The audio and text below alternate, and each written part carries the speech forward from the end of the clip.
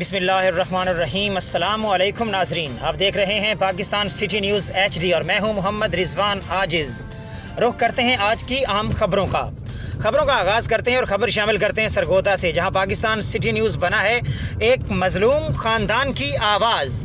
جاوریہ میں قتل ہونے والے محمد نصیر کے قاتل پولیس کی گرفت میں ہیں، مگر لواحقین پھر بھی انصاف کے لیے دہائیاں دے رہے ہیں۔ ایسا کیوں ہے، جانتے ہیں مہدی حسن نتھوکا کی اس رپورٹ میں۔ جاوریہ کے رہائشی محمد نصیر نے کچھ عرصہ قبل نادیہ بی بی سے پسند کی شادی کی۔ یہ شادی کروانے والا کوئی اور نہیں، نادیہ بی بی کا سگا بھائی تھا، مگر اس شادی سے نادیہ کے دیگر دو بھائی ناخوش تھے۔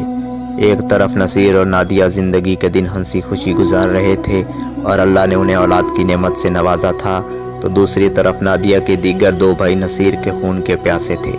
یہی پیاس بجھانے کے لیے نادیہ کے دونوں ناراض بھائیوں نے نادیہ سے صلح کر لی اور نصیر اور نادیہ کو گھر دعوت پر بلا کر ان پر اندھا دھند فائرنگ کر دی، جس کے نتیجے میں نادیہ بی بی شدید زخمی تو ہوئی، مگر موت کے منہ میں جانے سے اسے ڈاکٹروں نے بچا لیا۔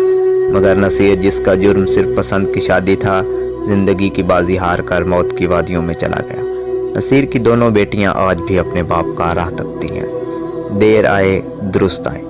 جاوریہ پولیس نے نصیر کے قاتلوں کو گرفتار تو کر لیا، مگر SHO کی جانب سے مقتول کی بیوی پر دباؤ ڈالا جا رہا ہے کہ بھائیوں سے صلح کر لو، مگر نادیہ بی بی آج بھی انصاف کی منتظر ہے اور اسے اپنے بھائیوں پر بالکل بھروسہ نہیں ہے۔ نادیہ نے DPO سرگودا، وزیر اعلیٰ پنجاب عثمان بزدار، وزیر اعظم عمران خان اور چیف جسٹس آف پاکستان سے انصاف کی اپیل کی ہے۔ پاکستان سٹی نیوز کے لیے مہدی حسن نتھوکا، سرگودا۔